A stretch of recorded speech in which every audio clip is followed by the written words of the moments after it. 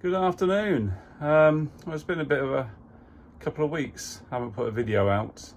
We went away on holiday, Michelle and I, and unfortunately we had to come home due to her father passing away. So we've been dealing with that. I did put a few little bits on video prior to going away, which I'll put at the end of this video, but it's just going to be a short one. I'm moving the boat next week, so that's going to be the next video I produce, and hopefully get some good footage of cruising along the River Nen and then out onto the Northampton arm.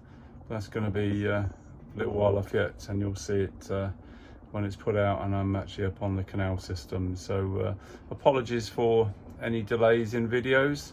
I hope you enjoy this little bit I've just done today, and I shall see you all soon. Lovely to see boats on the river. Someone's just come down the river. I didn't get my phone out in time. There's another one just gone under the bridge towards Whiston Lock. Might be able to catch it up and have a look. Just got the boat in the lock there. Just spoke to the people on it. There's 4 of them. They come all the way from Ely and they're on the way down to London via Oxford. A 7-day cruise for a journey would take about an hour or so in the car. Lovely. Such beautiful weather to be doing it as well. It's really quite inspiring seeing those boats, even though they've got crew. And it's quite quick seeing how they went through the lock. And such a beautiful evening, just makes me want to get out. If I didn't have commitments this weekend, I would be out. It's beautiful. I saw some ducklings a minute ago. I think they're the ones that I took some photos of, I think on the last video or the one before that. And there's only 2. They're quite big now. They should be there as I get back down this path, so I'll do a little bit of a video for you. It's them. 3 or 4 times the size they were when I saw them. Down that footpath so we get a little bit closer. There we go.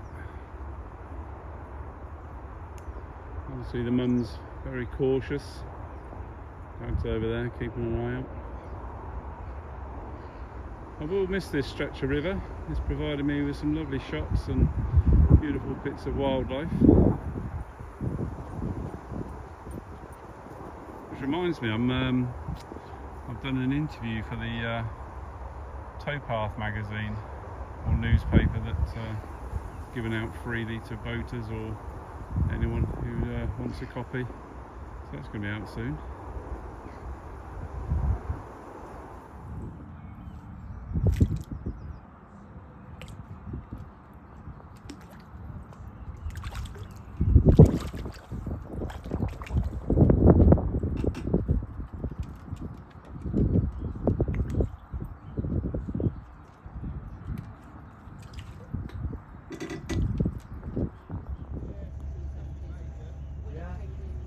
One little job I've done today is put some of these smaller fenders on ready for going onto the canals. Excuse my feet.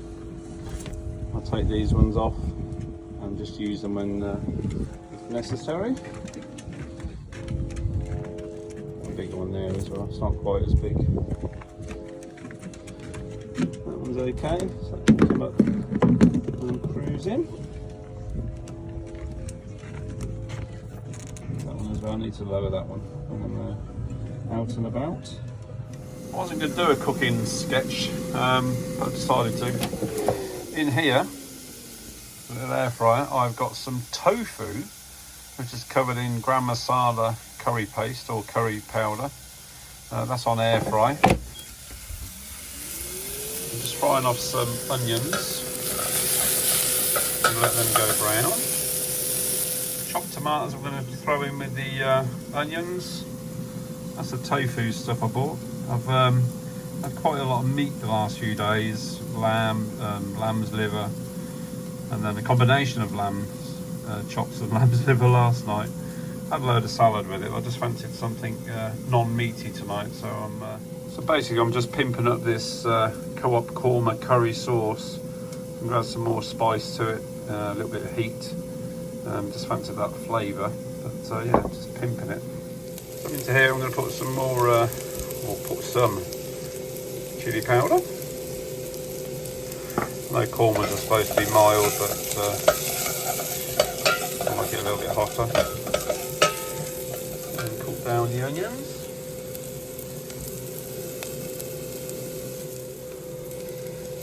Also a bit more garam masala. In there.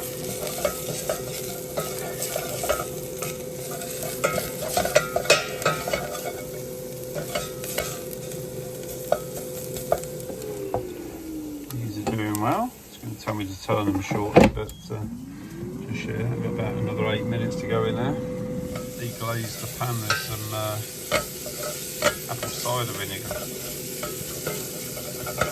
That moving off the bottom.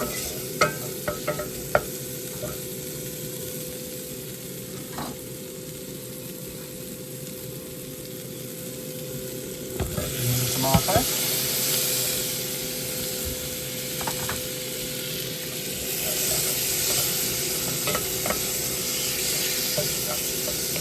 Basically, I'm just cleaning out cupboards before I go away. That's what you want, the onions cooked right down like that. Really delicious. Just found some mushrooms that I needed to use up as well, so they're going in. So that's the base. Got the onions, tomato, garam masala, chili powder, and the mushrooms I found. Put in a little bit of vinegar in there, which I sort of deglazed the onions initially. They were sticking a little bit on the bottom. This pot's rubbish. And then I put in some water. I checked on the tofu, and that needs a bit more, so put a bit more oil on it and crank that up. And then I'll add the jarred sauce in a bit. I don't have a microwave on the boat, so whenever I use packet rice, this is coconut rice with it's got kefir lime leaves through it, so it's not really Indian vibe. But I'll put a tiny splash of water in there, and I'll heat that up in the pan. Once I've added the sauce to that and the tofu, it's going to be banging. Got the cream korma sauce. It's probably because it's like just eating cream. I occasionally order a korma. I like the coconut flavour of it, but I like things a little bit spicier generally. So that's already looking good.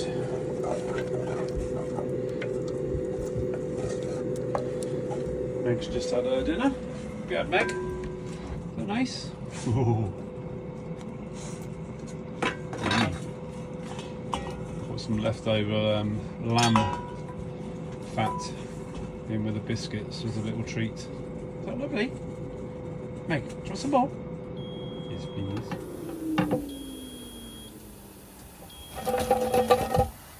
That's them done.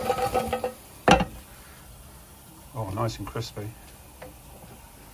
Lovely. With all the sauce and back up to heat. The rice is done. The tofu is done. That's right on its own.